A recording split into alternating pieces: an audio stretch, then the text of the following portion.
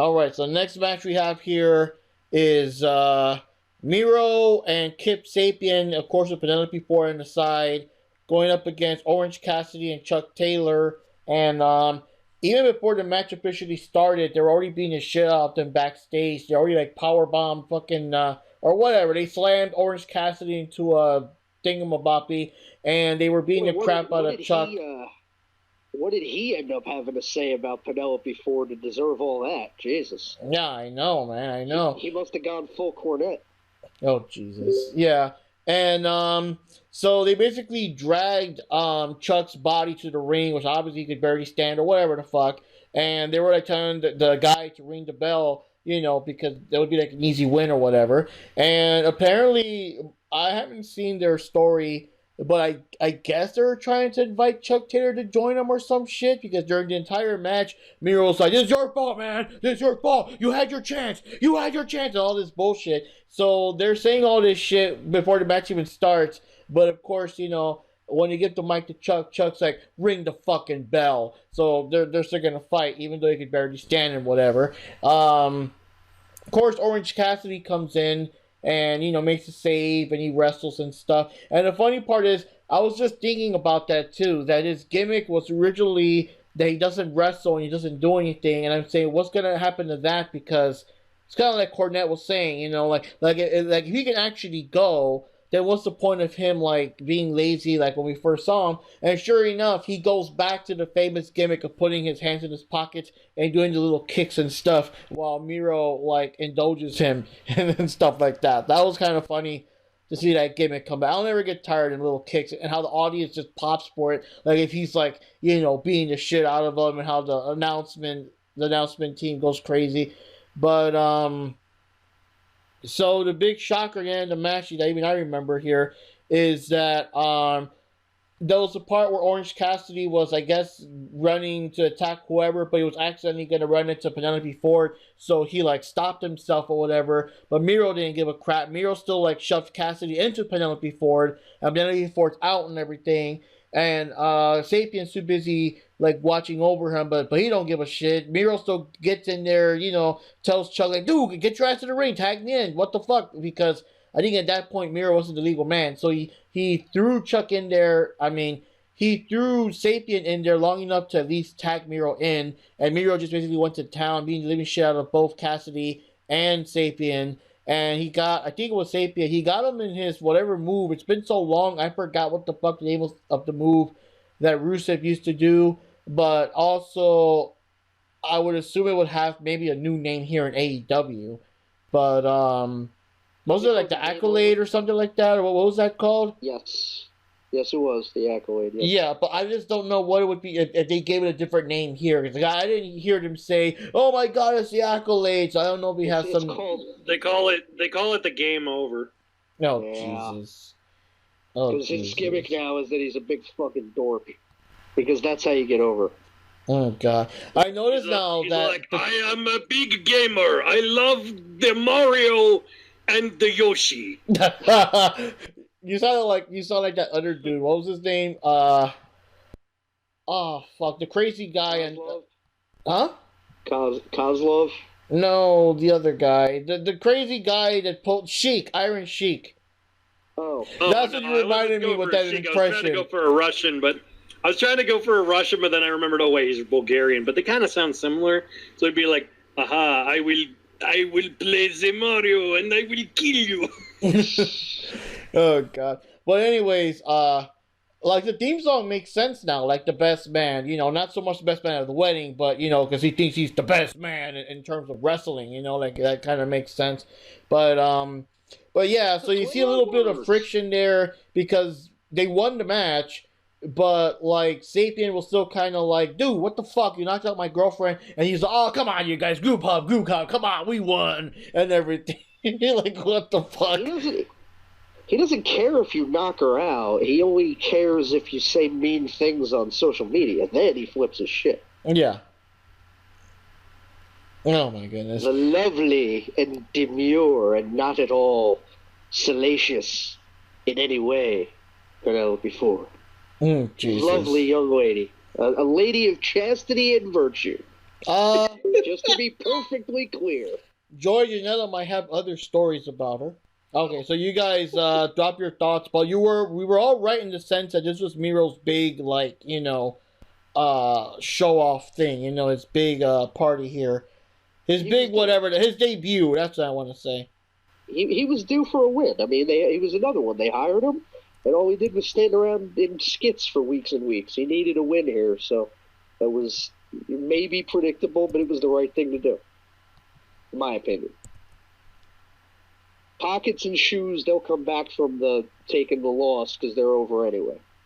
What do I think of the match? I mean, yeah, I think it was, good. It was a good comeback for, Miro in this AEW format. And, there was a little bit of emotions here and there, but,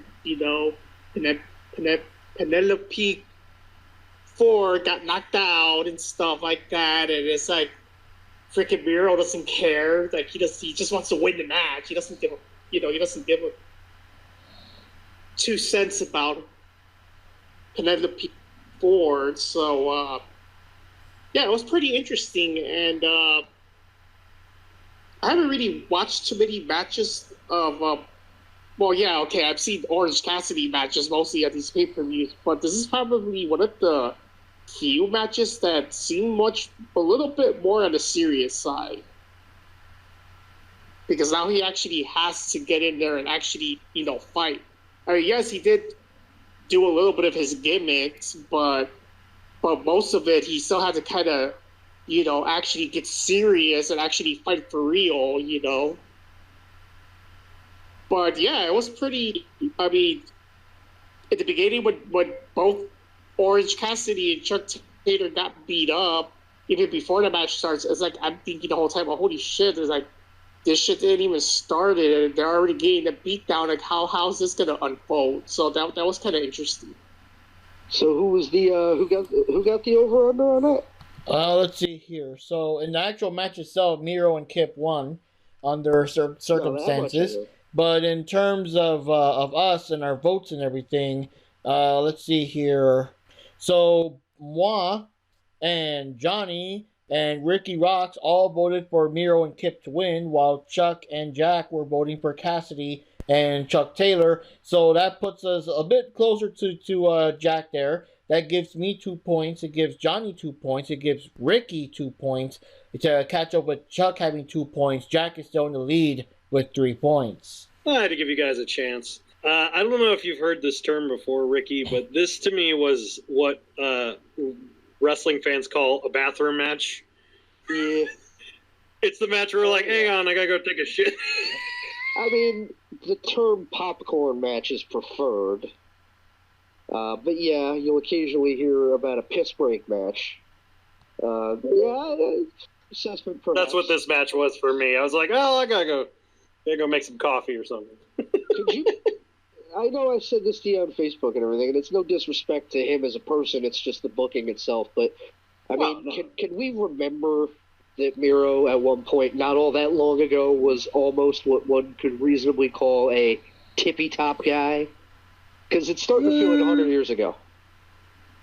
I wouldn't say he was a tippy-top guy. I would say he was an upper mid-card, almost a main eventer. Well, yeah, because he was, when I first saw him, he was fucking unstoppable, and no one could stop the accolade. And I mean, he was even knocking out, back in the day, Super Cena. Even Super Cena couldn't get out the accolade. Oh my fucking god, like it was like they were building him and grooming him to be a tippy top guy, and then for whatever reason they just got cold feet about it. Oh, because he cut his hair, remember? Yeah. Oh, and also because he cut his hair. How dare you cut your hair? Real random tangent, since we're bringing up Rusev.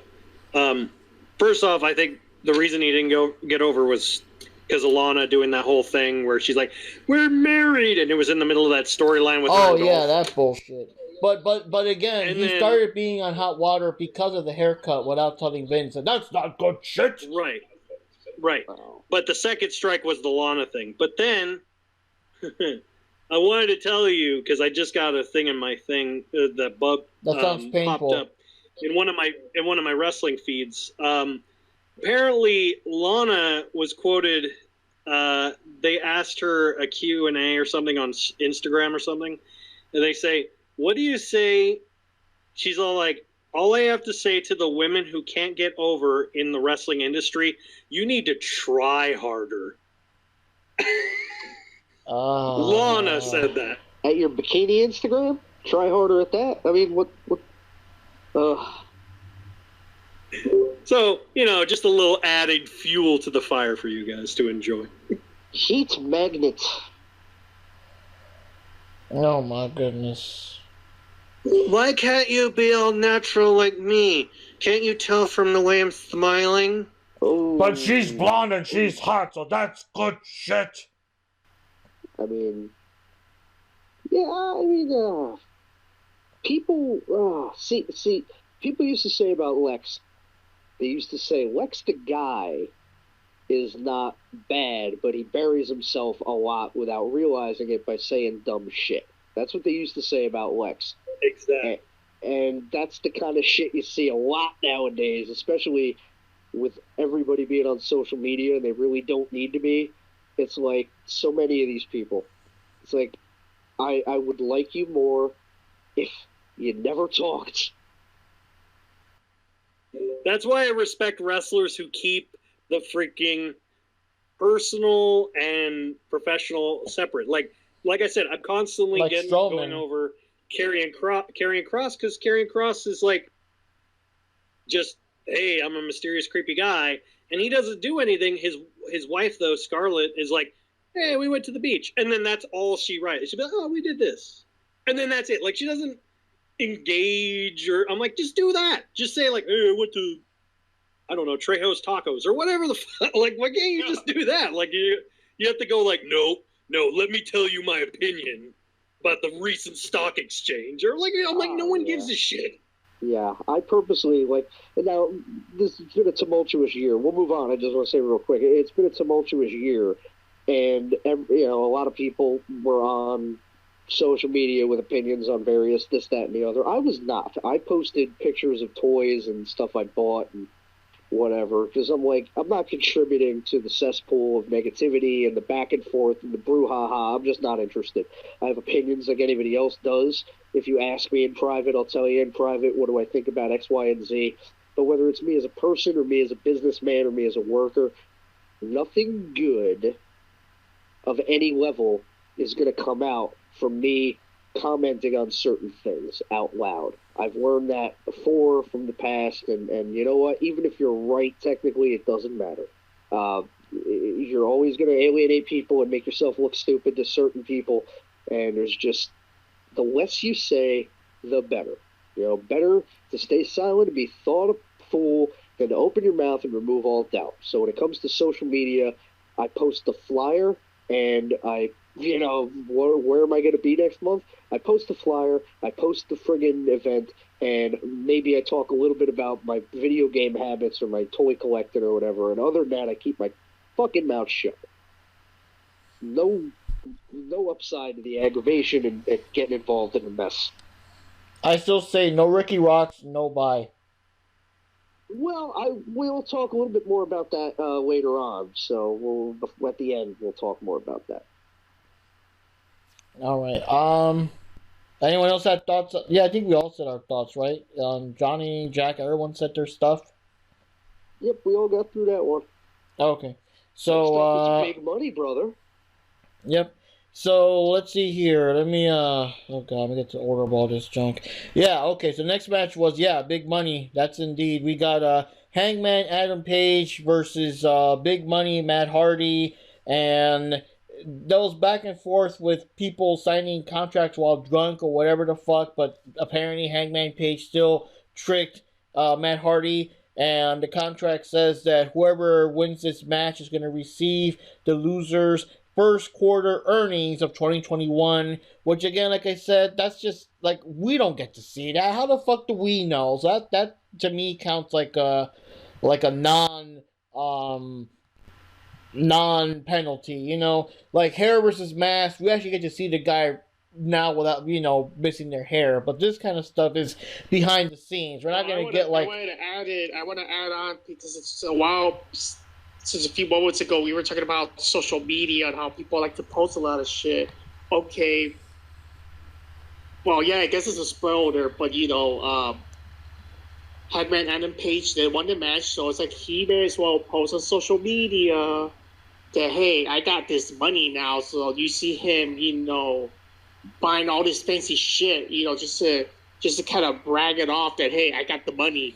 Yeah, that would have worked. That would have worked. Now, Mark, I will have you know for a fact, Mr. Cynic, I will let you know, I have it on good authority, that in 1986, Hulk Hogan pocketed no less than $100,000 from all those body slam matches with the Big John Studd. So you could just cork it, brother, because you don't know what you speak.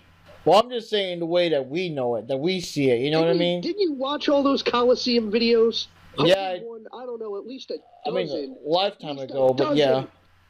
$15,000 body slam challenges against Big John Studd. Oh, yeah, that's right. At $15,000 a slam. Holy crap. And you do the math, brother.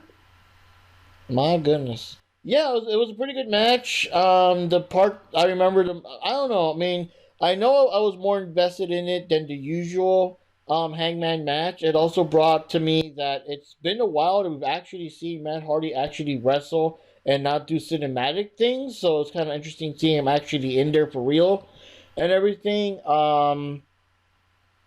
Pretty good match here. The big surprise was that Private Party came in, because I guess Matt Hardy's a Private Party nowadays, and they're trying to attack Hangman and all that crap. But then the Dark Order comes in now to take out Private Party, and apparently they threw Hangman out of the ring, but they actually catch him and help him get back in, and that gives him the chance to nail Matt Hardy with the buckshot lariat. That was one sweet motion right there, how he knocked him out and everything, and he got the win. And it looks like he's all in, brother. Like, it looks like he's really gonna join the Dark Order. They all celebrate together. They brought a couple of beers. It's like, hey, you want this guy to join us? Give him some beers, bro.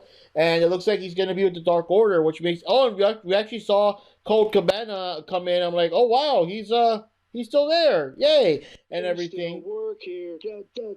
Yeah, exactly. I still work here, but yeah. So I mean, that's interesting though. I do kind of wonder like how Hangman's gonna take this, or like where's he gonna go with this as a member of the Dark Order if he does legit join.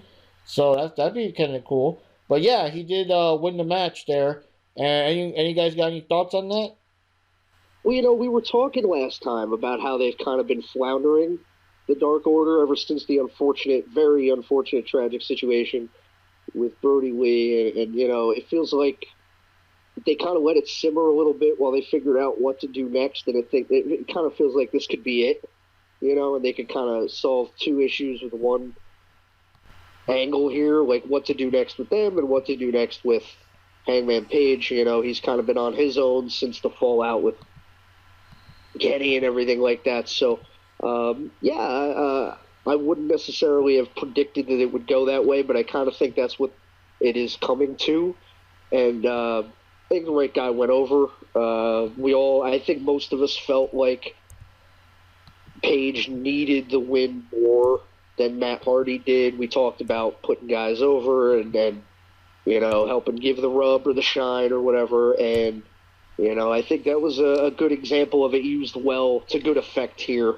So I think it was altogether good in the sense that they're moving things forward for a few different characters all at once in a meaningful way. Ending might have been a little predictable in a sense, but I think it was right. So I think it was worth it being something that was maybe predictable because it just happened to be the right thing to do and the better thing to do from a storyline standpoint. So no complaints here. Your thoughts, Johnny and Jack, J and J?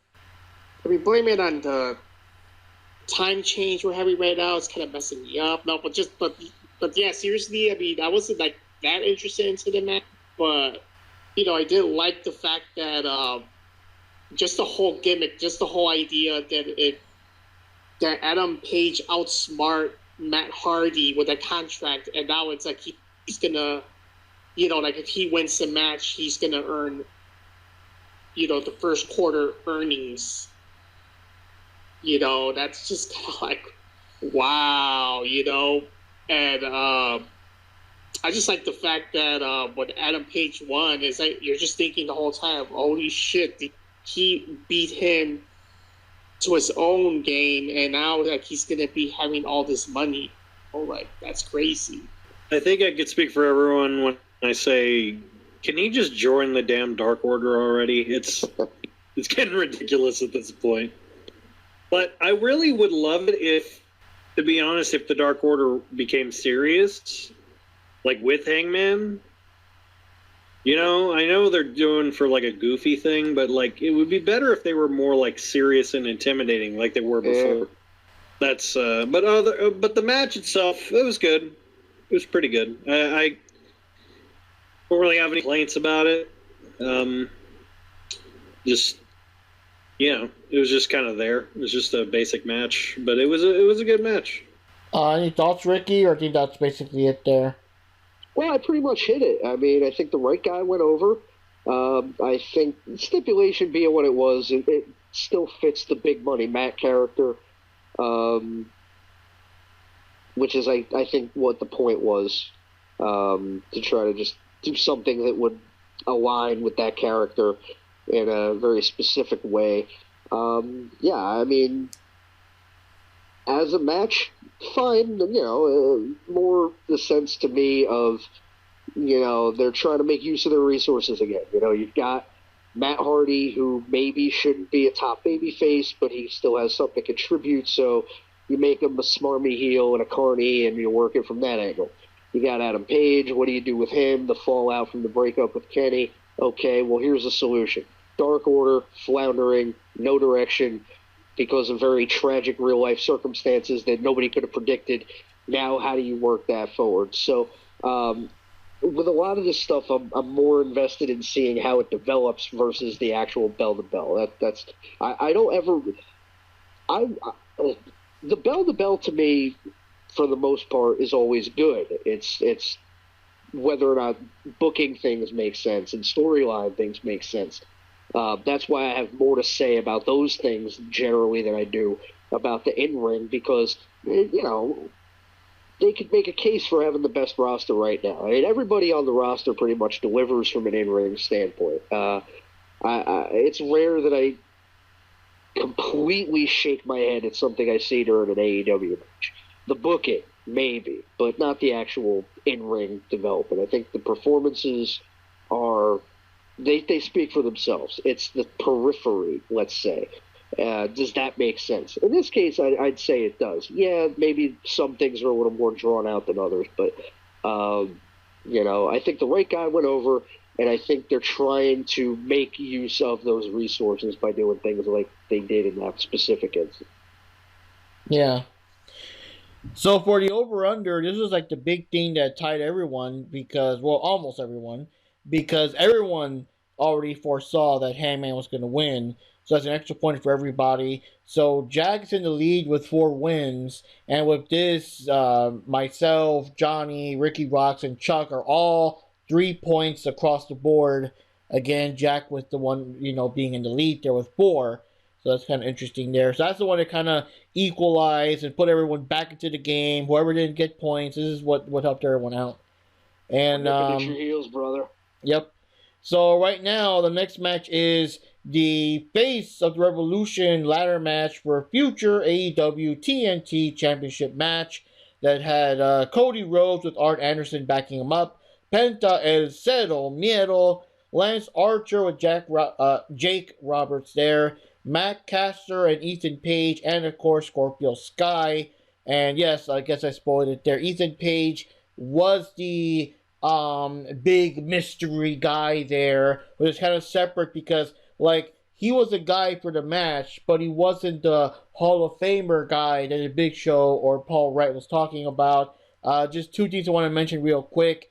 There was a very good meme. I forgot if it was either the Big Show himself or AEW itself, as whoever the hell runs AEW's Twitter or one of those. But there was a very good meme that does show the whole can't please everyone, wrestling fans are the ones that are against AEW are gonna go against no matter what. Because they were saying, like, on one side you have Christian, so everyone's bitching about, there you go, using another WWE guy, whatever, can't use anyone else. This is for WWE. But on the other side, you got Ethan Page, and it's like, who the hell is that? Who's that? You call it a big name? Never heard of him. So it's like, you just can't win no matter what you do, And the other thing I want to mention that kind of came to mind, which is very weird, is Max Caster came in singing this weird-ass rap that was like, talking all this shit about canceling y'all like Dr. Seuss and, flatter chest and Lola Bunny and all that. I'm like, the fucking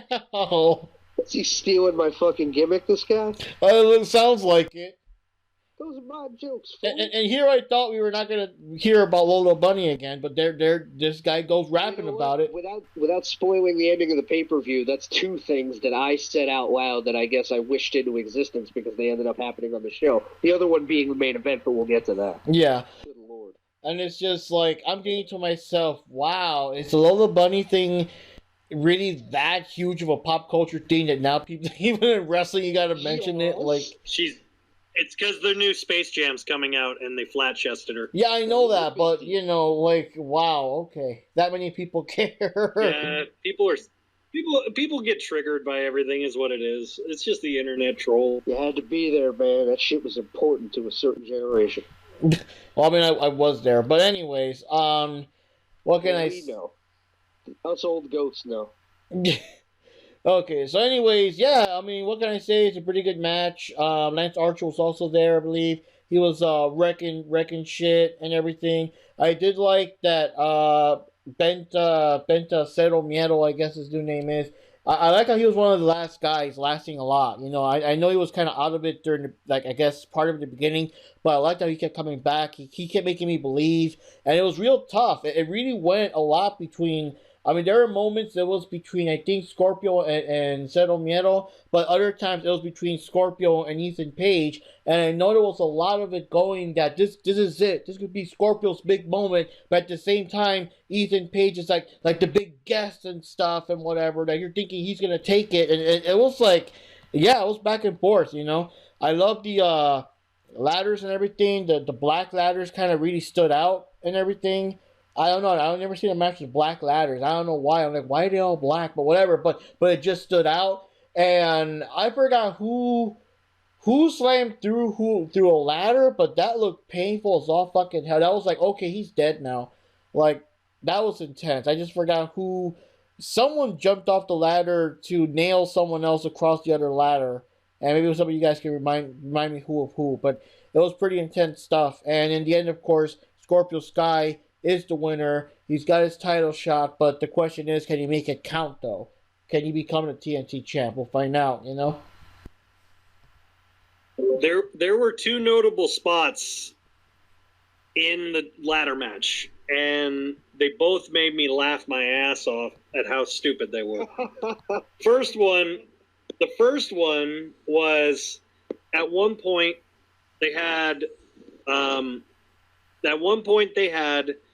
Penta and Max Caster, and they were climbing ladder. They were at the top of the ladder, and Penta being Penta, he does the Cero Miedo, the hand symbol, and as he puts it down, Max Caster grabs his hand, pulls it towards him, and starts kissing it. And I'm like, what the fuck is he doing? And then as soon as he does it, he goes, and then as soon as he does that, Lance Archer pushes the ladder and they fall off. And I'm like, what just happened? And then the second spot. Sports-based presentation. I remember now. And the second part, and this is apropos for our podcast, because our podcast is called the Diving Cutter Podcast. Yeah. The single worst diving cutter of all time. Because it was Penta springboarding. Cody was supposed to catch him, do a Cody cutter. He did not catch him. He slightly shoved him to the left. And the commentary like, whoa, that I don't know if he got all of it. And then they did the replay, and you see from the other angle, he didn't even touch him. It literally looked like two sacks of honey baked ham slapping each other, and they walked. It's all on Botchamania. You can check it out. Oh my goodness! I'm shocked. So you see, that was Cody trying to pay a shout out to us, which we appreciate it. But next time, do it better, dude. And now I remember there was a part where Lance Archer was like stuck in between a ladder, and I forgot who, but someone slammed someone else on top of the ladder with Lance Archer still on it. Yeah, it was Lance was in between the ladder, and then Ethan Page slammed. I want to say Scorpio, but I don't think it was Scorpio. It was who's the other? Probably Max Caster for bringing up Lola Bunny. Yeah, I think it was Cody, or it was Max Caster. He did it to Max Caster onto Lance, but he like barely hit the ladder or something like that. I just remembered that it looked like it kind of took too long because while Archer was kind of playing up the whole like he's struggling to barely get up, after a while he was just basically just standing in place waiting for the spot. Like they took a little too long. I just love that they have to literally grab a brass ring. Like it's that thing too. The brass ring that was. I thought it looked more like the Sonic ring. I honestly thought it looked like the Sonic ring. It's like it wasn't just me, right? Everyone thought it looked like the Sonic ring, right? It wasn't just me. Can you imagine if they did that like during the time the Sonic movie was coming out? That would have been perfect timing, perfect tie-in. If he had unhooked the ring and lifted it, and instead of playing his theme song, you hear I would have lost my shit. Or the sound, the ding sound, the moment he gets his hand on it, you know? It's so on the nose, it's up your nostril. Grab that brass ring. Well, those kind of matches is always like a clusterfuck because you see all these wrestlers and they're trying to, get to the ladder to get that big Sonic ring. There's like a lot that happened in the match. To be honest, like to actually remember what happened piece by piece. But I did remember that Penta was going on and on. He kept like coming back in the match. Like he was really not giving up. I almost thought he was going to win the match. So, but I don't know. The final parts of the match, it did look like Scorpio Sky was dominating the match. So a part of me was still thinking, okay, it's either going to be him or Penta.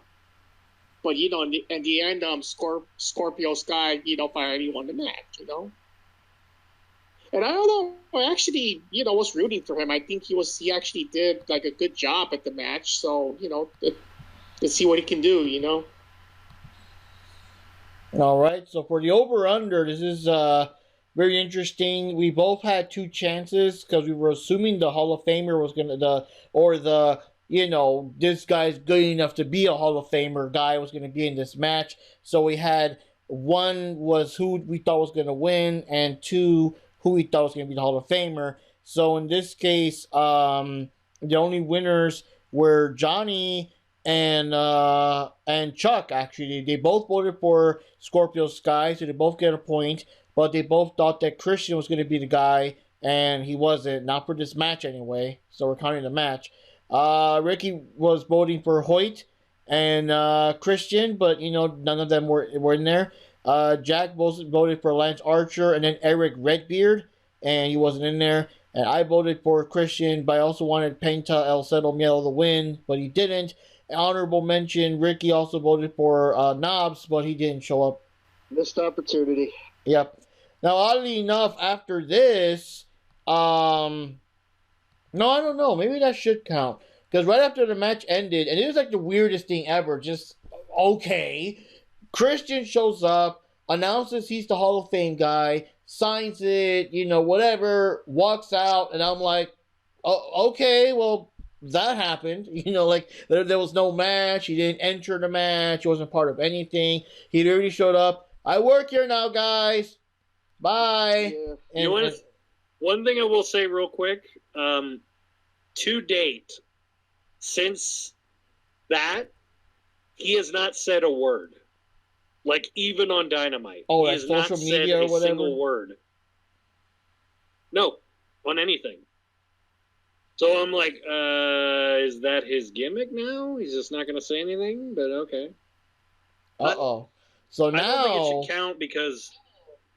So I don't think it should count because it wasn't really a match. It was more of just like an offhanded, like, oh, cool, he showed up. Yeah. We were still voting for who's the Hall of Fame guy, because this is something very interesting. Oh, did we?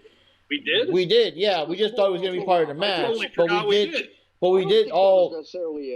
I don't think that counts towards the vote tally. It was more like, well, a lot of us figured, okay, we think this will be who it is, and if it is, he'll probably be in the ladder match and win. But I don't think that was actually like a vote thing that counts towards the actual score. That was because otherwise, why were we each allowed to get 2 chances to vote for who would win? That goes back, like I said at the start of the show. With AEW, the good and bad in trying to make these predictions is they keep throwing in these fucking curveballs, where even if it's something you expect, like Christian being the Hall of Fame worthy talent, they do it in a way that, well, who could have predicted that reasonably anyway? Like, who saw that coming? Which is good in a sense, but also bad in a sense if you're trying to make predictions like we are, because you couldn't have predicted it. Just no way you could have. So the first match we had was the cinematic match, which is Sting and Darby Allin in a street fight against what's his name? Ricky Sparks, I think. Ricky Starks and Brian Cage, that are part of Team Taz, you know. And what can I say? The beginning was weird, you know, how they're getting in the car and the fucking camera angles for the car. I'm like, okay, Fast and Furious, get to the point. And they're getting over there, and they got like all this cult stuff, all these like people with like Sting masks on and everything. The thing is, like, when Darby Allin was skateboarding and everything, he's driving onto the truck. I was hoping it would be a random truck and not one that Sting was actually driving. I wanted Sting to be one of the guys and like one of the people as surprise. You know, kind of like how Bane had all these guys, and those were surprised that like Bane himself was one of the guys, so to speak. That would have been kind of cool. The match itself was kind of cool, but I was like, oh god, I was so out of it. I missed like half of it, but it was like he went into this abandoned, poorly lit place, and wrestling rings in there, and they start wrestling in junk. And from what I remember, I think some guys came in here to cheat, right? Some guys that are part of Team Taz probably came in to cheat and everything. And yeah, it was Will Hobbs and Taz's son Hawk. Or Hook. Sorry, his son is named Hook. I'm sorry. It was Hook and Hawk. Yeah. So maybe you guys can do a better job of explaining what else happened in there, because I was loopy. I was out of it, man. I was so out of it, I had to rewind the main event just to watch it in its entirety. I'm like, no, I'm not gonna miss this shit. I was slapping my face and pouring cold water in my face and everything, because I'm not missing this shit. But I didn't quite feel like rewinding the Sting match or whatever. But yeah, anyone who could do a better job of describing it, go right ahead.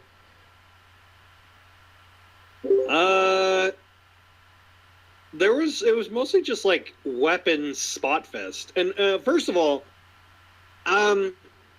maybe I missed the memo. I had no idea that this was going to be a cinematic match. Oh yeah, we brought it up last time. They mentioned that. Huh? Yeah, we brought it up during the predictions. I know at least Ricky said he didn't know it was, but I thought you were aware that it was. No, I didn't know it was. I maybe I just forgot, I guess. I know, but I'm like, I didn't expect it to be, because I was kind of expecting to see. I mean, because it's a street fight. Like, if it was a regular match, yeah, I could understand. But it's a street fight. Like, you didn't need to make it a cinematic. You could have just had, Sting with a bat, beat the crap out of people. But I don't know. But anyway, but aside from that, no, it was mostly just like a spot fest where, mostly just, throwing weapons, hitting each other in what looked like an old factory, but it's kind of hard to tell. And what was funny is, like, all the commentary I kept making was more about the stuff in the background than the match. Now, Like- you sure it wasn't the basement of the Omni? Because they said it was an undisclosed location somewhere in Atlanta, Georgia. I mean, that would work. Maybe it was. Maybe Sting wanted the hometown advantage, you know? You never know. But it was like certain things, and I was like laughing about like the stuff in the background more than I was the match. Like I was trying to focus on the match, but I kept getting distracted. Like the part where they were in the empty hallways, and then you see like a stack of filing cabinets, and then there's like a filing cabinet on a filing cabinet, and I'm like, who puts a filing cabinet on a filing cabinet? Like I was just like, why? And then like it was like little things like that. And then, like, how they slammed him through a glass pane. It was like a window thing. And then I'm trying to remember what else was on there. That's the thing. I'm, like, really trying to remember. I remember that was like a big fan thing. Did they do anything with that, or that was just for the background? No, they never did anything with it, which I was like, dude, you have a giant fan. Use it. Like, throw someone into it, or throw something into it. Like, you don't have to throw someone, but throw, like, you know, like, oh, he's, like, backed in the corner, and then, like, Sting throws his bat, and then the bat stuck in the gears, or, you know, something stupid like that, you know, just go full crazy about it. But no, it was mostly, like, there was one spot I was like, oh, that was really cool, and there was at the very beginning of the match when Darby, they were in the ring, and then Darby springboarded out of the ring and, like, did this kind of, like move where he springed from the ring, the top of the ring, onto the wall, springed off the wall to try to do a coffin drop, and then I think Brian Cage caught him and did, like, a powerbomb to him or something like that. Yeah, I remember that part. He caught him and yeah. Yep. Yeah, he caught him, like, midair. I'm like, that was, like, probably the only part I was like, whoa! And then, like, the ending, like I said, with the diving elbow through the random assortment of tables in the middle of a giant chasm that was there for some fucking reason. Like, hey, guys, hey, boss, where should we put these plywoods? Just leave them across the chasm. What are you going to do?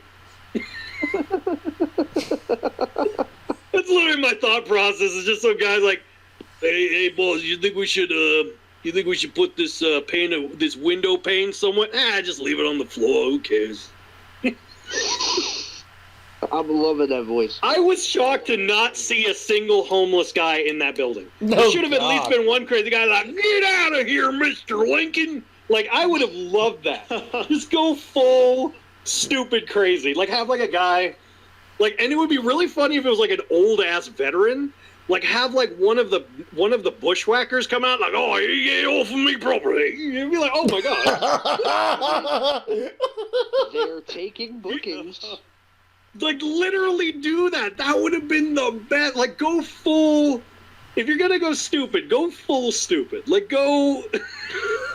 Like, go full Man, stupid. don't fucking hacksaw Jim Duggan in there. He probably needs a paycheck. Go nuts. Oh. Literally go nuts. Like, you are. Yeah, have Hacksaw Jim Duggan come out and be like, he's like, hey, I want to join, guys. Oh, and then they're like, no, get out of here. He's like, oh. Like, just leave. Or have friggin' Tony Atlas in there, like Tony Atlas's laughing echo. Oh god. And then like it cut to him like watching a TV in the other room. Like watching Quentin Tarantino movies, just watching close-ups of Uma Thurman's feet over and over and over again.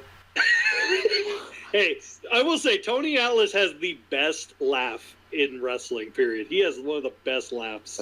That's not what he's known for in wrestling, though. He's known for that, but more the foot thing. I know. I love him, though. Great guy. Love him. Great guy, yeah. But like I said, but no, I mean, it was mostly, like I said, a spot fest. Obviously, the most memorable part was when Darby got off the second story and hit. It was Brian Cage, right? I think it was Brian Cage. Yeah, it was Brian Cage. He elbow dropped Brian Cage onto these random assorted plywood planks across the chasm, through the chasm, and then Sting had Ricky Starks in the ring, and then he did the Scorpion Death Drop 1, 2, 3, and then that was I really don't remember much of the match, to be honest. Oh, the other thing that really, really confused the shit out of me, and then, like I said, it goes back to that thing of they know it's fake, like it's pre-recorded. You know it's pre-recorded, because it's a cinematic match. Who the fuck put the TVs on the side of the street that had the guy singing the theme song? Because they kept panning to like the guy singing Darby's theme, and they cut to these random TVs on the street. And I'm like, whose TVs are these? Who put the TVs here? And then I was thinking, then I started thinking, what was the other thing I was thinking was, there was that, and then the other thing I kept thinking was, why are they doing live commentary? Why were they doing live commentary on this cinematic match? Well, they did it to all of them, though. No, but it was already... But, Taz, you could hear Taz on the commentary going, well, I guess they were, waiting. Taz was trying to keep everyone entertained because, it took, 4 minutes for them to get to the arena. Yeah. And then, even Taz made a great comment. He's like, well, you think from all the money Sting made, he would be able to afford a better pickup truck. Yeah, I remember. Yeah, but I mean, that was the best line. I was laughing so hard. But don't they do that? I think in all the cinematic matches, at least AEW ones, they've been having commentary and stuff, I think. But they shouldn't have commentary on cinematic matches. Well, they're trying to pretend that it's happening live or whatever the fuck, aren't they? I know, but I'm saying if you're supposed to be, it's suspend if you get someone in the mindset of it's a cinematic match, adding commentary makes it stupid. It's kind of like watching a movie. It'd be like me and Ricky watching a movie, and then all of a sudden, I turn to Ricky, oh man, this is the best part. You gotta love this. Oh wait, oh, I can't believe he did that. Can you believe he did that? Ricky's gonna look at me like, what the fuck dude, shut the hell up. Let me watch. I kind of see it both ways in the sense that you're right in that respect, and sometimes there's more to be said for the action speaking for itself. I've said that in general. When it comes to commentary, which it's interesting that commentary comes up, because that'll be a very important factor before the end of this program. But I've always said that what's become a lost art nowadays with commentary in general is knowing when to shut the fuck up, because they talk too much and it's constant. Listen to me say that. But I'm serious in regard to what they do.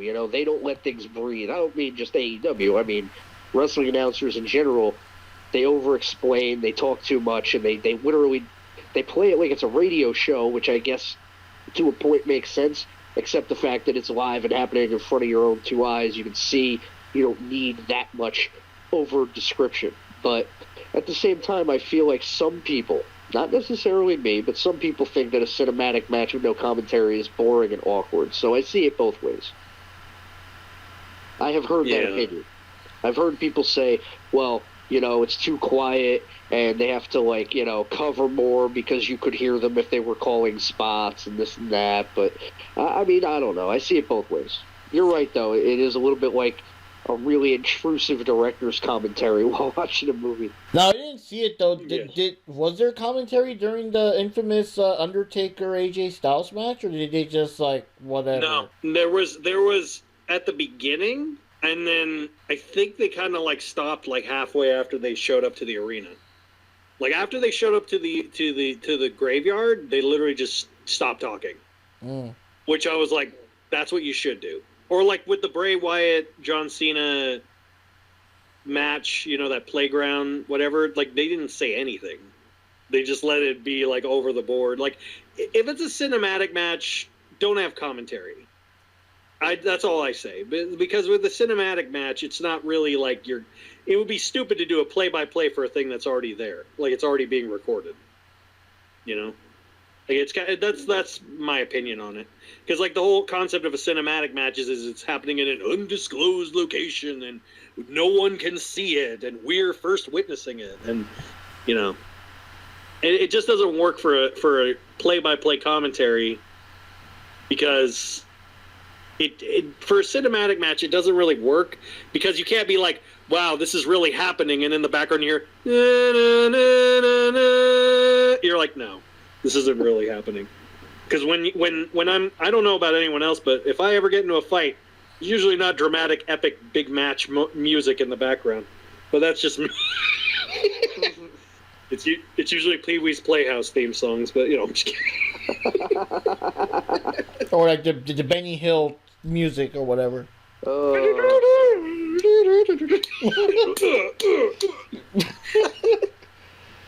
Oh goodness. Wow. So, what do I think of this match? To be honest, I mean, I don't know why, but a lot of these cinematics matches feel like they're forever long. Like that doesn't necessarily mean they're bad matches, but it just feels like it's too damn long. And I'd be forgetting a lot of details, a lot of stuff that's going on. There's just so much going on in that. Where was it? In an old warehouse that they were fighting at? Some undisclosed They said it was location. an undisclosed location. I think it was like an old warehouse or factory or something. Warehouse or a factory or someplace like that. So, from my personal point of view, I don't know if this kind of match needed to even be a cinematic. I think that, just being a street fight, they could have just... Maybe they could have still did it in the same location, but it didn't have to be so cinematic. Maybe in the beginning because the way, Sting's in his car and all that crap. But once the actual match starts, I felt a little it just felt a little out of place that this whole thing is in the cinematic mode. And maybe what threw me off, kind of like what you guys said, that maybe the announcers, maybe they overdid the announcements. And you even hear correct me if I'm not wrong, but I actually think you even hear the audience sound in the background. And I'm thinking, what the fuck? Yeah, you can. Cinematic. Why? Yeah, you can hear the cheering. Yeah, what? It's kind of like I don't know if this has ever happened to anyone, but if you ever when you went to a movie theater and you went to go see a movie, and it was like a slower moment in the movie, and you could hear the other theater going in the background. Uh-huh. It felt like that. It felt like that. You're trying to focus on this, but you're hearing that. And on a side note, random thing that happened at Dynamite, which, to be honest, I've never seen this happen before. During Ethan Page's debut match, mind you, this is his first ever match on Dynamite. Against who? While they were doing the broadcast on Dynamite, the audio that was playing was not the audio of the show or the match. It was the audio of the All-Star game of basketball on the other TNT network. Oh, God. So while the match was going on, you actually hear defense. Oh, my God. And you actually hear it. Literally, you can hear it. Like they actually had the whole audio of the basketball game. You hear and then you're like the sneakers. You hear everything during the match. Wow, I missed And the that. audio for the actual match was so muted, like barely hearing it. And it was like, oh my God, this is... I felt so bad for Ethan Page. I'm like, this is his debut. Like, this is his first match. Who and he's going to be always remembered for this. Who was he facing anyway? I don't know, some jobber. Oh, okay. I think it was some guy from Dark. I can't remember his name. But he was like a guy who's only had two matches. But it was an okay match. But like I said, it was so utterly distracting. Again, if you get a chance, watch Botchamania. They literally show that whole sequence, and I'm just like, oh my God. And it wasn't like, oh, it was like 5 minutes. It was literally the entire length of the match, and they even went to commercial and came back, and it's still playing the same audio. Oh God. And I'm like, how? I've seen like shows where it accidentally gets the full broadcast wrong.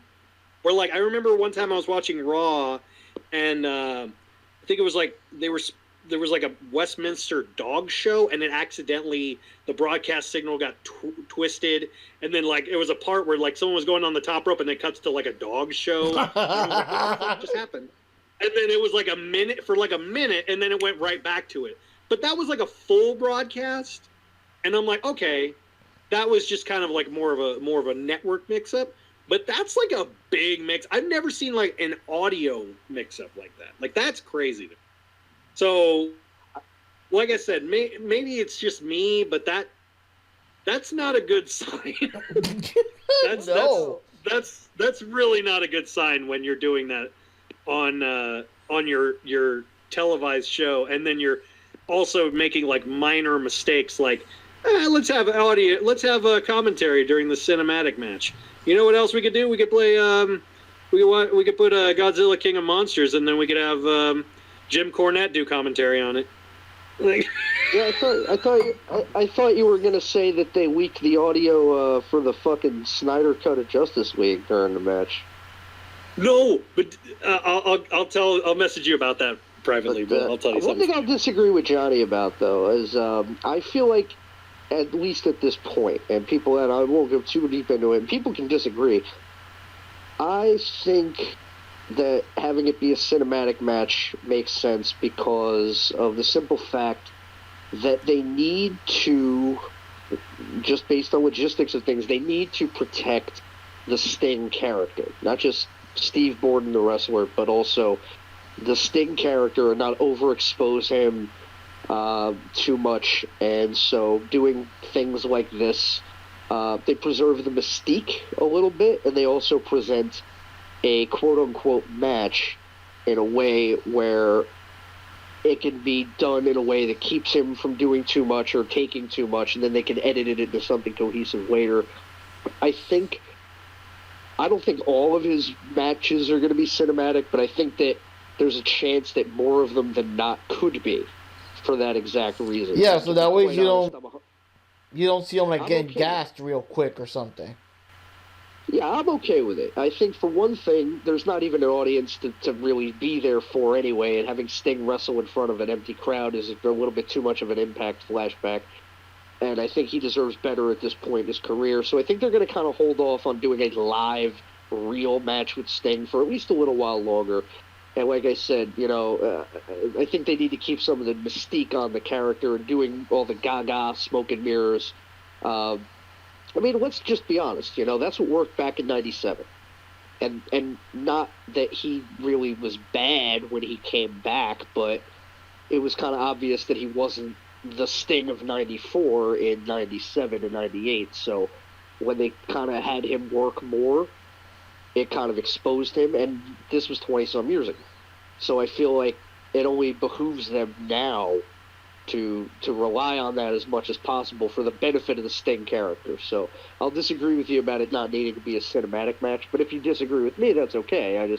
I can see the logic of why they did it that way, and they probably, I think, will continue to do it that way for at least a little while. All I ask is more than 2 matches. Yeah, that's knock on wood. So what was the over-under on this gimmick? Everyone went for Stinger and Darby Allin, so everyone just got an extra point. So we're still. That's what I figured. Yep, I'm at 4 points. Johnny's at 5 points. Ricky Rocks and Jack are 4. No, you're at 4 points. Ricky, Jack is at 5 points. Chuck is at 5 points. So you and me are still in trouble, buddy. Well, we'll see what happens. We're gonna be sharing shirts. We're gonna be twinsies. Okay, so now for the main event here, and let's see here. Give me just a moment. The explosive main event. Literally, which is Kenny Omega with Don Callis there. Don Callis defending his AEW World Championship belt against John Moxley. I'm not doing it this time. And they're fighting an exploding barbed wire death match where 3 sides of the ring have explosive barbed wire. There's also weapons. There's also, barbed wire on top of barbed wire. And, whenever the match is over, regardless of what's happening, all of it's going to blow up. So you better get your ass out of there and stuff like that. I can't wait to hear what Jack has to say about this. Oh, God. But I gotta say, though, the match itself was pretty awesome. I did the first time I heard I think I think no, John Moxley was the first one thrown in, I guess, against the explosion. I'm like, oh shit, that's fucking awesome, and they sold it well when they get blown up and shit. Like who knows if it's real explosions or not or whatever, but they sell it well when they get crackle popped against it, you know.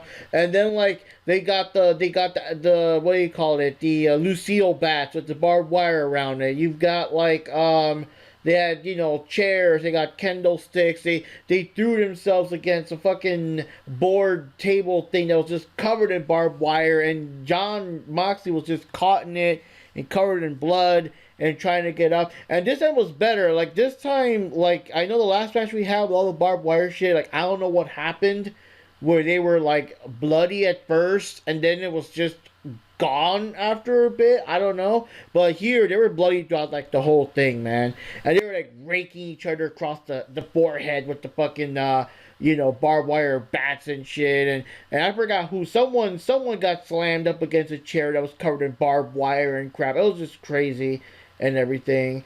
And yeah, I'll let Knives talk about the ending thing, but yeah, the Good Brothers come in to cheat. They're on Kenny Omega's behalf. They're part of the, you know, like this little crossover thing with Impact. I like how now they don't even work here. What the hell, you know? Well, as they appeared there, and they protected Omega. Omega was he won the match in the end. He was a heel. He beat the crap out of Moxley. They all beat the crap out of Moxley like hell.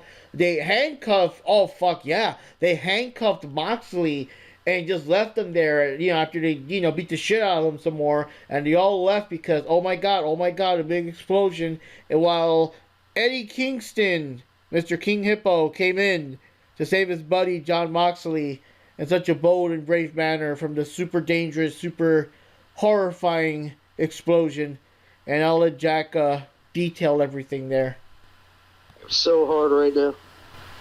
Lola Bunny's not even here. I don't really know what to say.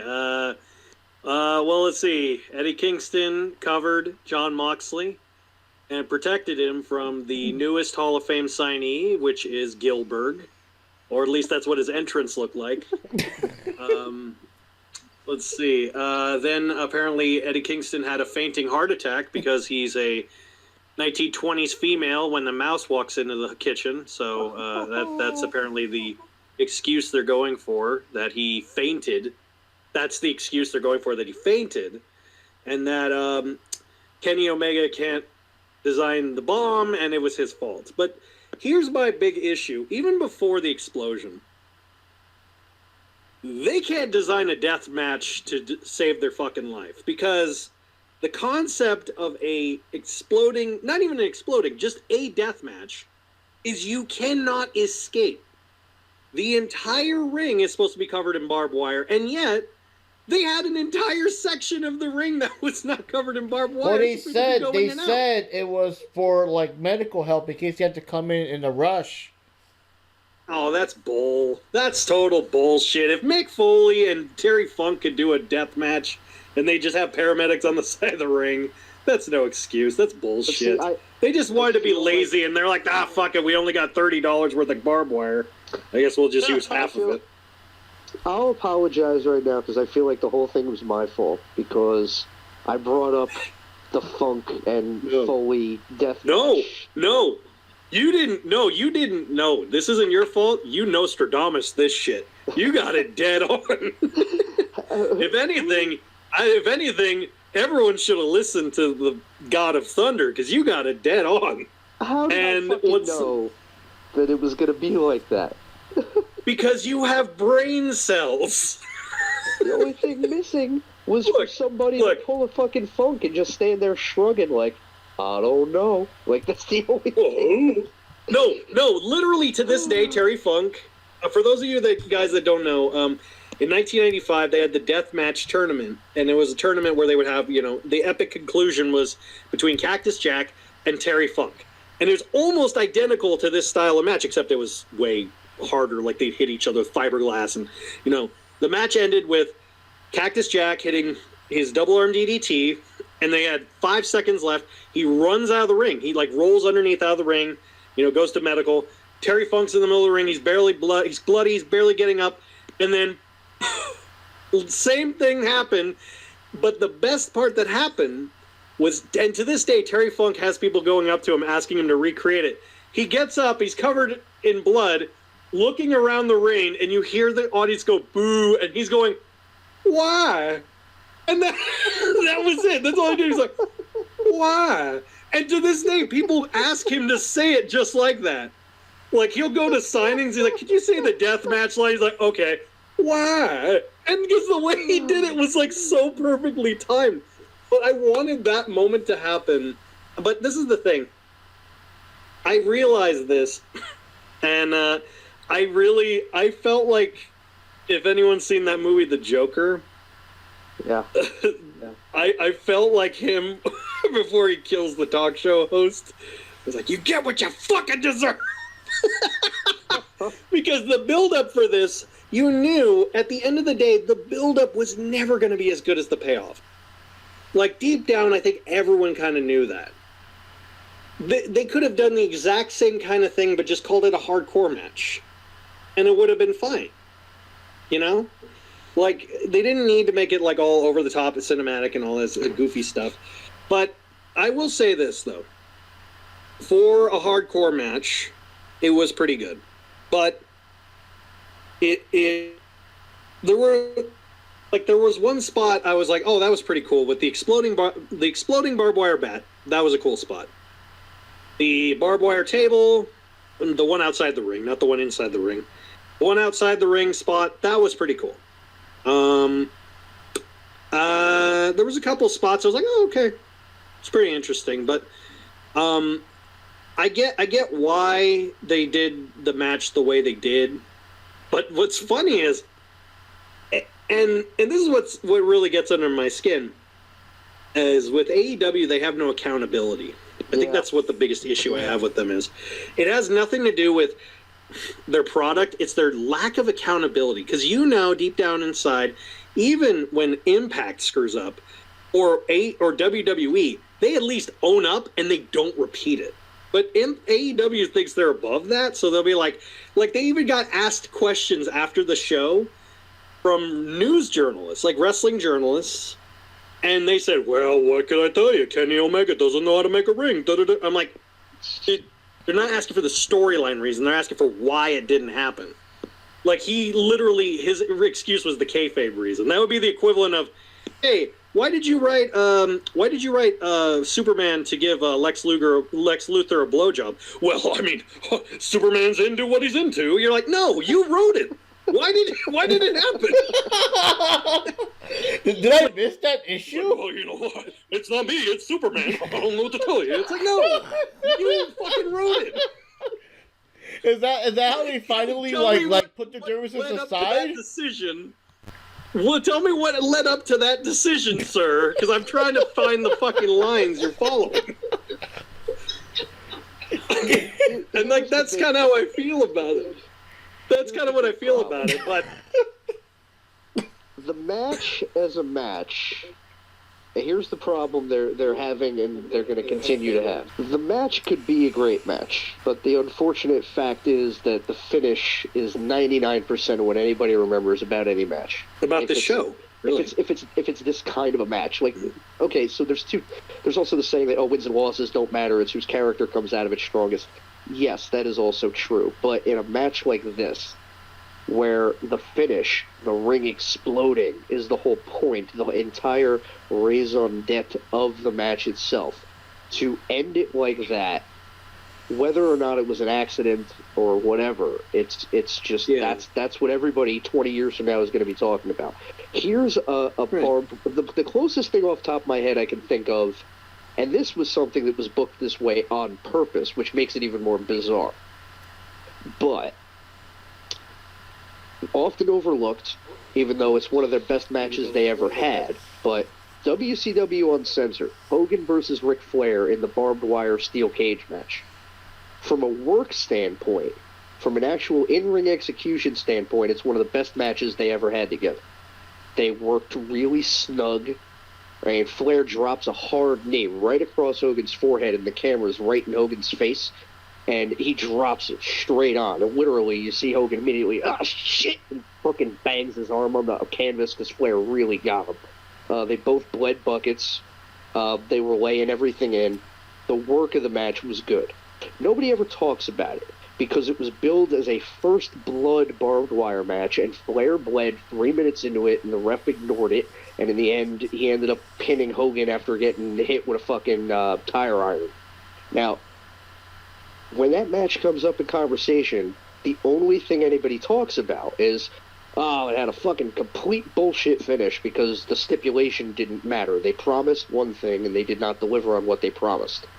So, if you ignore the finish, which is almost impossible, but the match itself is entertaining to watch, but it's impossible to separate it from the fact that they couldn't deliver on what in that case, it was even worse in a sense because they chose not to deliver on what they promised. There's other stories from that specific match, the Hogan and Flair double turn, where Hogan finally turned babyface after 3 years, Flair turned heel and with the Horsemen. But again, all anybody talks about is they fucked that finish, brother. And that's fair. You know, the finish can completely overwrite the work that you do in executing the match. It can make it so the match means nothing. And it's unfortunate.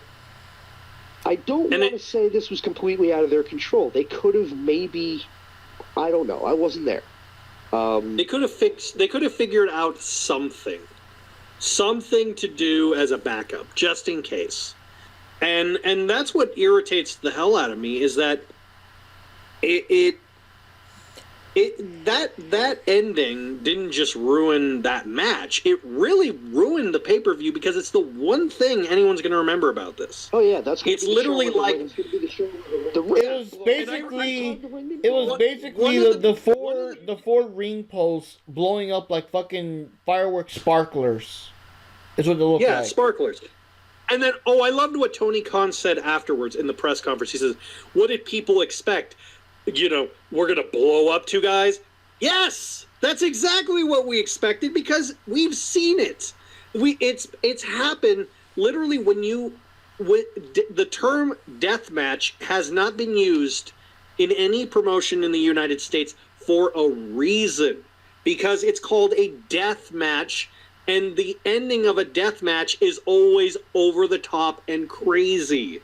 It's meant to be explosive. Like that. Yeah. That's the whole thing. Even though it's not real explosive, like they're not throwing hand grenades in there. What it is it's supposed to look like an explosion. So one of the things that they do is they have barrels around the ring, in the corners of the ring, and when the timer goes off, they set off what it really is they're basically like mini C2s, like explosives. They're explosive, but they're in a bundle, and they put the stuff down with this powder. It's I think it's a non-dairy creamer. It's the same stuff. If you ever seen Are You Afraid of the Dark, that they throw in the thing to make the fire go up. That's what it is. It literally, so when it goes off, it looks like a fire explosion, but it's actually just powder. So that's what it's supposed to be, but. You know, I'm like, you guys screwed up on that. Like, how do you screw that up? But then I was thinking about it, and one of the things that really made me angry on a forum I was on was this guy made the excuse. Well, it wasn't as bad an end. It wasn't as bad as Matt Hardy at All Out. And I'm like, that's your bar? That's your bar? Are you serious? Like, that doesn't make it better. That makes it... The only reason it's better than that is because someone almost died and we almost watched a snuff film. Like that's not a bar we need to set, guys. It's exactly like what you said about we said this together in private. If you cannot or will not deliver on the stipulation that you've promised, you have no business promising to enforce that stipulation. Again, the Hogan Flair barbed wire thing. If it were, I'll go on record and say I like the match. But the problem was they literally had Ric Flair get on the microphone before the match and remind everybody this is a first blood match, but I mean real first blood, not like a cut on my elbow or a little paper cut. And so they beat you over the head with it. First blood, first blood, first blood. They shouldn't have done that They didn't need to do that.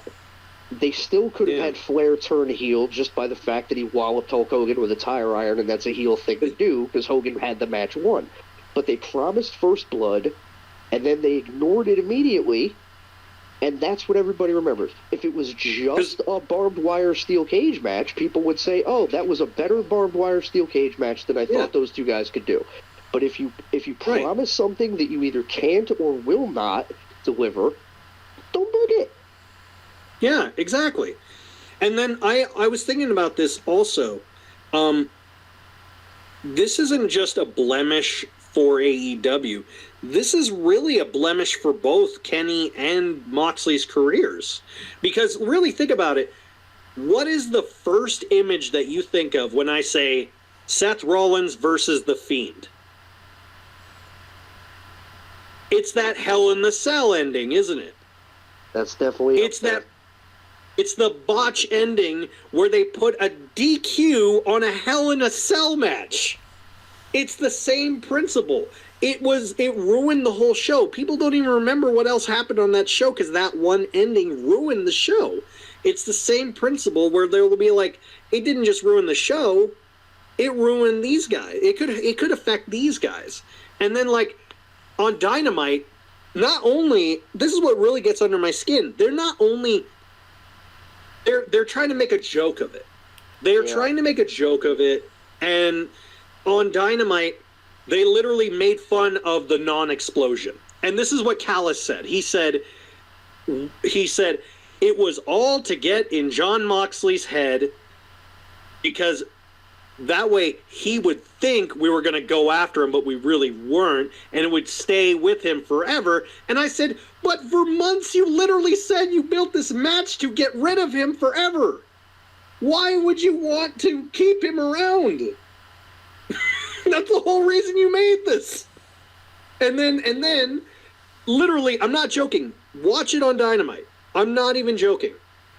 Eddie Kingston came out, and literally he said, oh, I'm going to give you 10 seconds to get out of the ring. And in case you don't know, and then they put the timer, the same timer they did for Revolution, and then Kenny drops to the floor. He's like, oh, no, Don, here, 69 me to safety. Oh, my God. And then Don Callis literally 69s him in the ring. Wait, what now? I'm not even joking. Wait, what now? This was on Dynamite. Yeah. On Dynamite. He literally screams, oh, 69 me, Callis, to safety. Oh, and then Don Callis signs Kenny Omega to fuck with Eddie Kingston, and then they just play it off like, oh. And then Kenny gets up, he's like, oh, look, he didn't break character. And I'm like, what the hell are you doing? Like, what the fuck are you doing? I really don't get. I'm like, are you trying to sabotage your show? Because that's what it feels like. It feels like they're kids that like committed a murder, and then they're going like, can you believe they'll never catch us committing that murder? I'm like, are you stupid? Like, I want to have like Biff from Back to the Future go, hello, McFly. Think, McFly, think. I think they should have just owned it. I think they just should have owned it. I think they probably could have come up with a better way. Even on the fly, they could have come up with a better way to finish the show. It would have been better. It would have been better if, like, Kenny was like, who made that bomb? It wasn't me. It was one of your people, Callis. And, like, get it, Callis, like, oh, I'm going to get to the bottom of it. You know, some goofy, like, that I could have been like, okay, cool. But they're totally like, nope, we did it. What are you going to do? You paid for it. That's what really gets under my skin. And I'm like, dude, you can't even own up to your mistakes. That's what really gets under my skin. It's not even a matter of making mistakes. Making mistakes is totally fine. But if you don't even account for your mistakes, then how the hell are you going to learn from them? Like, you should know this by now. You've been on TV for over 2 years now. You've been having pay-per-views. Literally, this upcoming Double or Nothing will be the 3-year anniversary of AEW. And yet, they're doing the same shit they did from year one. What kills me is it was like, they were a little wishy-washy about, first, it kind of was implied that it was a fuck-up, but then in the same breath, he was like, well, I don't know what anybody expected. And it's like, Yeah. So you mean there's a chance that you just did it like that on purpose and that's how it looked? Like, even if that's not true, you implied that, and I'm not comfortable with that, because I think you'd have a lot more sense. Yeah, if he had just said, well, it didn't go as planned, and that kind of match is probably not going to happen again. Yeah, I'd respect that. If he had just said that, I'd be like, okay. Like, I'm not talking about on TV. Even in the press journalist, he wouldn't own up to it. Yeah. It really gets under my skin. Well, if he had done a problem with owning shit. I mean, he doesn't really handle criticism that well. I want to see his twirly mustache dad come out and be like, Tony! Be like, I'm taking away your toys, Tony! Oh, my God. I don't know what he sounds like. I just imagine that's what he sounds like, because that mustache. Oh, God. But I tell you, but one thing you hit a whole box. The one thing I will say, brothers. The last thing I will say, and this has nothing to do with the show itself, but it's more. There is some interesting stuff that did happen after AEW, but it had nothing to do with AEW. That seems to be building for a better show, to be honest. But I'll get to that after you guys give your thoughts. Okay, so I have very mixed feelings about this match, because on one hand, I mean, the match still felt very gory, very violent. There was a lot of blood, but at the same time, kind of like what you guys say, it's like, yeah, like this shit ain't real. I mean, they could have executed this thing a lot better so that I could actually believe that there's actually like real blood that's coming out of them. I mean, the blood was real, Johnny. It was the explosions that were fake. Well, Don't tell me you're one of those guys who still thinks they use capsules and shit. Come on. No, but what I meant is that the explosions, I mean, okay, so let me just kind of rephrase it a little bit. I think the explosions is kind of like what killed it. It's just like, that's the part that really makes it look like, holy shit, like they made all this big promo for this match and how violent this match is supposed to be and how explosive this match is supposed to have that. Like, I don't know. I felt like if somebody who never watched wrestling before, if that was their first show that they ever saw, that ending would make it so they never watched wrestling again. Yeah, the ending, I mean, don't get me wrong, I mean, it was still a good match. Concept behind the match was still pretty good, but it was just somewhere between the line. It was just like poorly executed in so many levels. Whose dumbass idea was to literally just like turn the ring post into fucking giant sparklers and have like Eddie cover John Moxley and have them pretend to be like knocked out from the explosion of fucking sparklers, you know? There was even a meme showing that like Cody's intro had bigger explosions in the fucking exploding ring. Literally did. It literally had more explosions than the actual exploding match. It really did. If you rewatch it, it really did. Hell, fucking Cody's baby gender reveal had more explosions than that match. But what I also said, that the reason why this match sells itself short too is because whenever talking about the promo and the history behind the barbed wire match, you know, you actually see legit images of how it's supposed to be done. It did look like twice as graphic, twice as gory. It did look like it makes you believe how bad this whole thing is. Like how damn, like an AEW could even get a lawsuit for this kind of shit. But then when you see the actual result and the way the match ended and how, you know, crappy the explosions looked, you're thinking like, what the fuck? What the hell they did with this match? Yeah, I feel like it almost comes off like as if it was put together like if Omega had described it to somebody who had never seen one and then said, go put this together, and that's what they came up with based on his description alone, and figured this is good enough, right? This is how it goes. That's kind of what it felt like. And then kind of like what you guys said, I mean, I understand that maybe from certain perspective, we need that extra little room in the ring to be free so that the medical staff can get there. But the other hand, it's like they're promoting it. They've been hyping this match so much, this whole barbed wire match. It's supposed to be like a death match that it's kind of like, okay, well, the whole ring's supposed to be covered with that shit. You're not supposed to have any way out of it. Yeah, exactly. A death match is inescapable. The only way to escape is to go either over, under, or through the barbed wire, and even that is going to hurt you. Like, that's literally the only way. And even if they did wanted to make a little space, okay, make it a little space of, quote unquote freedom, but don't make a whole ass space that people. I don't know. It's just like, I don't know. The whole third side of the ring, the whole entrance side of the ring. Yeah. So, yeah, the match is not bad on its own. The concept is not bad on its own, but it was just badly executed. Well, there's one other thing that they didn't factor in. And this is one thing that all wrestling fans do, generally. Well, at least all adult wrestling fans that aren't children. But all adult wrestling fans do. And that is, when there's a new or reintroduced concept or reintroduced style of a thing, us wrestling fans will look it up. We'll be like, okay, we know we have to look up what this kind of looks like. We want to know they're like, we're bringing back an old concept and it's called a da-da-da-da-da. We'll be like, okay, well, what is that? Like, we'll look it up. That's what we do. That's our nature.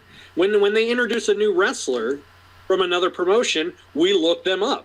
That's what we do. That's what wrestling fans do. We go like, okay, well, who is this? Like, I want to know who this is. I want to know what this is. That kind of reminds me, Ethan Page. I'm not familiar. Like, what organization is he from? He was from Impact. He was him and Josh Alexander were the longest Impact Tag Team Champions of all time. They held it for over a year. He's a very good talent. They're both really good talent. Josh Alexander is a better wrestler than him because he actually has an amateur background, but Ethan Page is really, really good. But the problem is like I said, you heard the audience. They're like, who? It's the same principle of like, they're going to look him up after the fact. And that's the thing. But then there's like certain wrestling fans that like know certain wrestlers.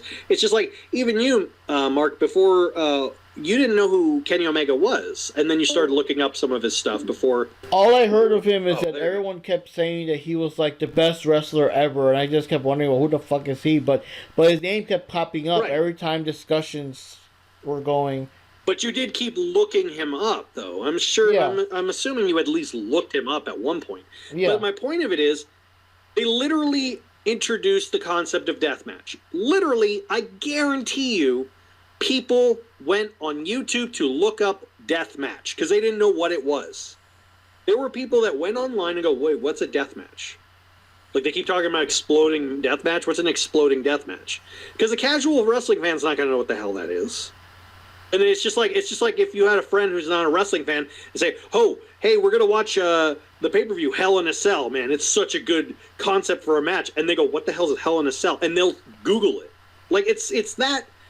So you force your fans to look up deathmatch, exploding deathmatch, and then they get like, you're like, what the hell? Touch on that. Even the people that don't watch death matches are going to know, wait, this isn't right.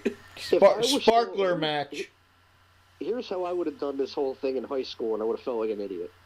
Because back in high school, I was the wrestling junkie who was always trying to get his friends who didn't like wrestling to like wrestling. And this situation would have burned me so bad.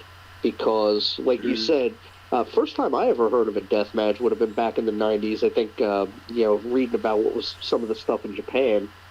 And I'd read about it, and I'd be like, well, it can't actually be like that. And then I would watch a tape and be like, oh my. Well, oh my goodness, that's just wrong. So, yes, that sets a certain expectation, right? So if they had announced, if I was a high school kid right now, for example, and they had announced this, First off, I would have been excited. Like, oh my God, they're doing a fucking exploding barbed wire death match. Nobody in America ever done that. And I would invite my friends over to watch it. And I'd be like, dude, they're going to do an exploding barbed wire death match. And they would say, what the fuck is that?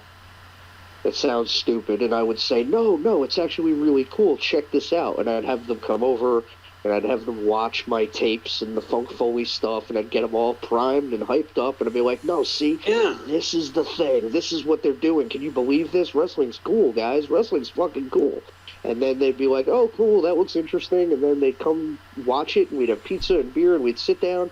And keep in mind, they never watch wrestling, and when people think wrestling is stupid, you always have to kind of try to prove them wrong. And then we'd be sitting there, and then those sparklers would go over, and then it would be like, they would look at me and be like, bro, what the fuck was that? And dude, I might even get shoulder punched for inviting them over or making them sit through it. It reminds me of the episode... Like an idiot. It reminds me of an episode of the Flintstones where Fred was obsessed with filming his baby. And there was like some kind of party or something, and they were like saying, we're gonna have baby pictures, and everyone thought it was like, you know, like girls, like girly pictures or whatever the fuck.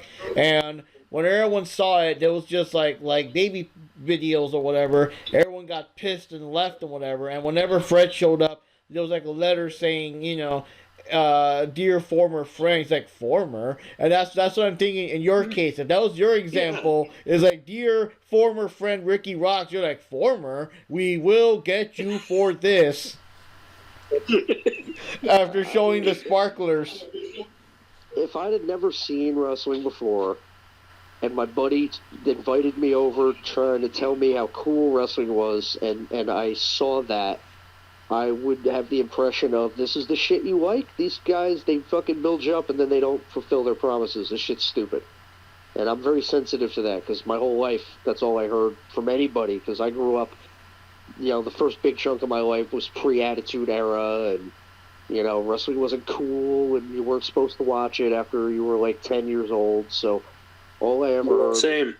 Yeah, all I ever heard was wrestling's stupid, wrestling's stupid, wrestling's stupid. So when wrestling does things to prove how stupid it is, I don't like it. Well, yeah, it's the same reason why... There's a reason why women's wrestling wasn't considered legitimate.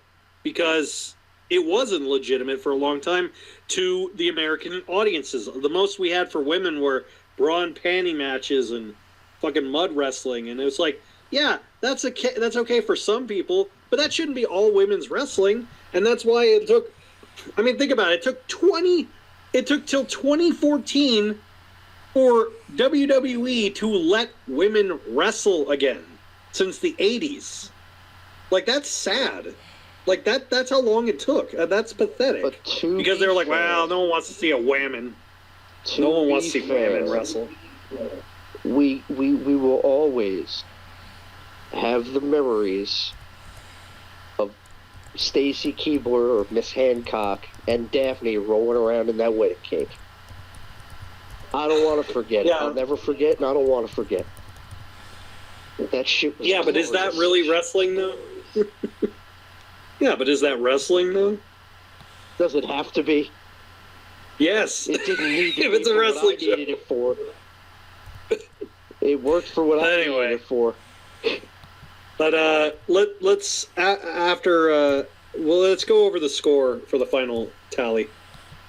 Okay, give me a second. I'm actually counting them up here.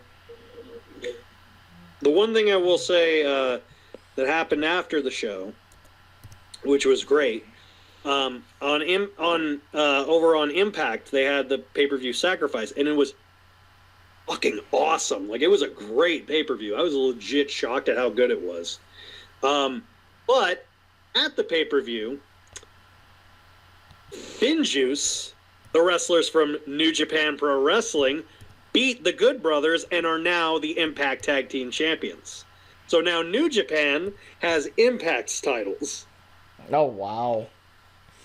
And Rich Swann, they made a stipulation that Rich Swann, who is the Impact World Champion, fought Moose, who is he called himself the TNA World Championship, so he brought back the old TNA belt, and they made it a title that was a part of the company again. and it was a unification belt. So whoever won that got both belts. But after they said whoever wins that match on April 24th would have to put that belt on the line in a winner-take-all match against the retaining AEW champion Kenny Omega. So on April 24th at Impact Rebellion, it's going to be Rich Swann or his belts against Kenny for his belts. Oh wow! Way to build some intrigue there. Yeah. So literally, it's winner take all. So Kenny's belt is on the line against Rich Swann too. Oh wow! Well, here's the score, guys. I'm gonna read the score with or without the Christian vote. Let me just remind you that in that case, everyone voted for Christian except for Jack Knives, who wanted to vote for Eric Redbeard and stuff like that. So if we do not count the Christian votes, basically it's pretty much the same with me and Ricky being on the outs. We're both 5 points each, while Johnny, Jack, and Chuck are 6 points each. What a squeaker! But if we do add the extra points, if we do add the points to everyone except for Jack, then I get 6, Johnny gets 7, Ricky gets 6, Chuck gets 7, and Jack stays at 6. So in that case, Johnny and Chuck would win, and the rest of us would lose. So,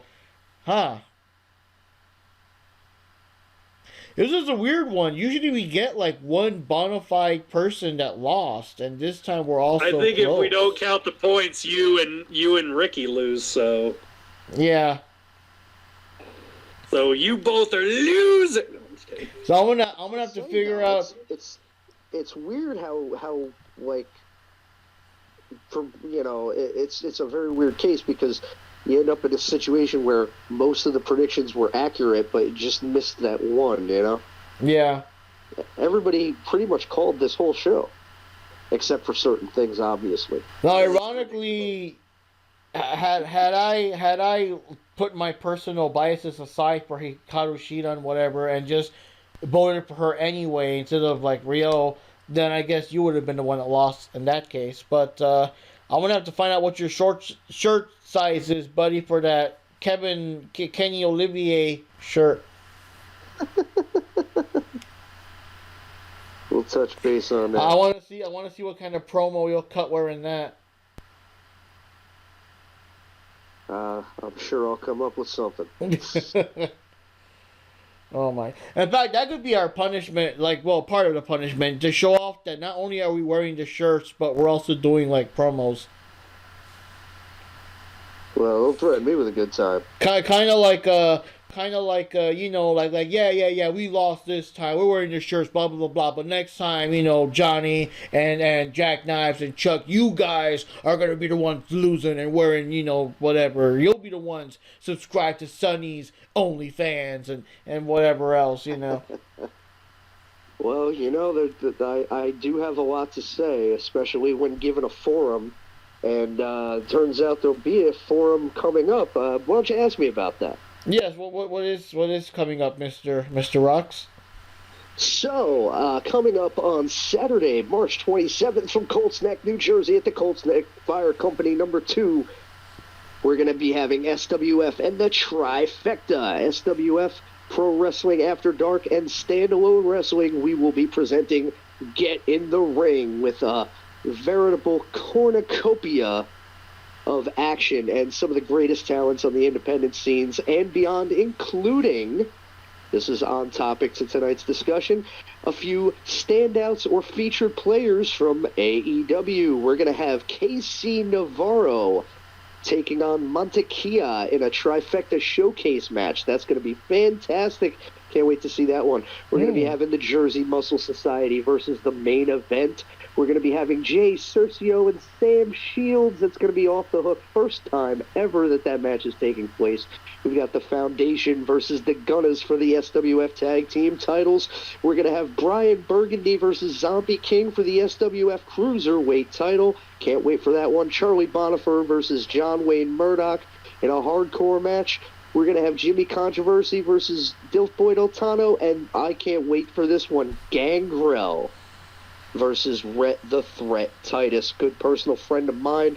Love both of those guys. We're going to have another featured player from AEW, another good friend of mine, Kyle the Beast, KTB versus Mantis, representing Standalone Wrestling. Evander James versus King Jeter. You know, I got history with that guy for the SWF Heavyweight Championship. And, oh, God, it's going to be off the hook. And yours truly, the God of Thunder, Ricky Rocks, is going to be the Master of Ceremonies ringside commentator for the entire event. Oh, that's pretty awesome. See it to believe it. Oh, yeah, we're live, pal. Have you ever done commentary for events like that before? Yes. Not a whole show. But they've had me come in and sit in on a couple matches here and there when I've had history with some of the people. And I've got history with half the guys on this show, so I'm really looking forward to that. Most likely still going to be sitting out an injury through the next event, which is Mega Slam. But as far as I'm aware, and if I am cleared before then medically, things may change. But as of now, for Get in the Ring and Mega Slam, I will most likely be doing feature commentary on the entire show. So that's going to be something to keep the ears open for, because as I promised, whether it's in ring or ringside, I will be a presence, and that presence will be felt. Okay, now in that case, that is worth the buy then. If I'm going to be hearing your commentary about the whole thing, that's going to be kind of cool. But I didn't know you got. It's off the chain. I didn't know you got. Was that with Jeter with the whole tombstone and all that stuff? Oh, oof. Good lord. Good lord. It's like wrestling a dinosaur. And knee to the face in the third show didn't do me any favors either. That dude's a fucking human wall, man. Guys. What's that, boss? That dude's a human wall. When I saw him, yeah. When I saw both of you squared up and everything, I'm like, holy fucking shit! The hell's Ricky Rock's gonna do now? Well, after he hit me with that headbutt, I saw two of them. But if you saw the show from the first night, went a little bit more in my favor. I would have won that one if it wasn't for the fake ref getting in while the real one was knocked out. But that kind of thing has a way of happening to me. Mm. So that's where I'll be on Saturday, March 27th. Colts Neck, New Jersey, 27th. SWF and the Trifecta presents Get in the Ring. Yeah, that's plenty of time. This episode should be up way before then and everything. That way you guys have an advanced warning, an advanced heads up while you're listening to this right now to get your tickets, check them out. Either go see them live or, you can buy them online now. It's going to be like the last time, right? They had the ticket thing? I believe we're at less than 10 tickets to capacity due to restrictions. However, just like the January events, the event will be up on ViewStub for an entire year. But I do advise people to get in on the ground floor and watch it live, because that's the best way to experience it. You never know what's going to happen, and you don't want to be left out in the cold when everybody's talking about it on Sunday morning. So I would advise everybody to jump in at the very reasonable ViewStub prices. Go on the Facebook and the social media Twitter machines and find the link for the ViewStub for SWF Presents Get in the Ring, March 27th. Prices are reasonable, and it will be up all year for those who wish to review and replay and relive and enjoy. So that's where I'll be spending my weekend. I'll probably be hungover all day Sunday. Yeah, most likely. Hey, bring some merch. Good. That's why I thank you guys for having me, is because I get to spread the word and preach to the masses about events such as this. It's going to be incredible. Gangrel and Rhett Titus. Oof. And like you said, Gangrel's still in pretty good shape nowadays. I can't wait to sink my teeth into that match. No pun intended. Gangrel with the... Yeah. The dude that literally sharpened his teeth to be real-life canine, vampire teeth. And he was married to Luna, so I got to give it up to that. I don't want to imagine what kind of kinky shit happens in their bedroom. Ooh, well, God rest her, but yeah. All right. R.I.P. Luna. Yeah, she was great. She was great, man. Yeah. All right, guys. Well, on this note, we'll leave it here. I guess we'll do that. I guess me and Ricky Rocks will be wearing shirts for the next challenge, and we'll film. These AEW things are so spread out. We'll have time to get the shirts, wear them, and maybe cut a mini promo or something. We'll make you guys pay for making this. We'll make Chuck pay. It was his idea about these oil painting ones. And that's real life, brother. Yeah. And we'll see what's going on. Of course, be sure to check out the trifecta of wrestling. It sounds like a pretty awesome weekend. Awesome Saturday, basically Saturday, watching all these events, watching people at Gangrel throw down, and with the added extra bonus of Ricky Rocks at color commentary. That's pretty awesome. So we're taking over the state of New Jersey, man, with this trifecta going on between SWF and Standalone and Wrestling After Dark. I mean, we're juggling over 70, almost 80 of the hottest top talents in New Jersey independent wrestling. So it's a really exciting time. I mean, it's like a coalition. And it was something that even 6 months ago people said was impossible and never going to happen. And it's like a once-in-a-lifetime deal. And it's exciting to be part of it. So I'm thrilled to be part of it. Hopefully I'll be back in the ring sooner rather than later. But in the meantime, just to be there to soak up that energy and to help put not just independent wrestling, but New Jersey independent wrestling, which is the hotbed of the entire United States as far as I'm concerned, to help put it back on the map after this trying times of the past year plus. It's a fantastic feeling. I mean, in November, we drew the largest crowd for professional wrestling ever since the start of the pandemic, with over 300 people live outdoors. And that was a great feeling. So the sky is the limit. As restrictions are eased back and people start feeling more safe to come out and enjoy events, and with restrictions in place, it's only going to get bigger and better. You know, there were haters, there were doubters who said this couldn't possibly work and couldn't possibly happen. And, you know, they're all going to be eating humble pie and maybe even a little hair in it, too, just to really make them choke. Just to make them choke on those words. All right, guys. So, that wraps up this episode of the Diving Cutter Podcast. On here, this is Mark Rodriguez signing off for tonight. This is Johnny Rodriguez, and thanks for the invite. This is Jack Knives from Jack Knives Reviews. You can check out my channel. I have other wrestling goodies that you can listen to on my channel. And once again, signing off, Ricky Rocks, the God of Thunder, Lord of Rock and Roll. Check me out on Facebook and YouTube for matches, promos, toy reviews, random bullshit. It's off the hook. And don't forget to check out SWF and the Trifecta, March 27th at Get in the Ring, Colts Neck, New Jersey. Thanks again for having me. It's always a pleasure, and we'll see you next time.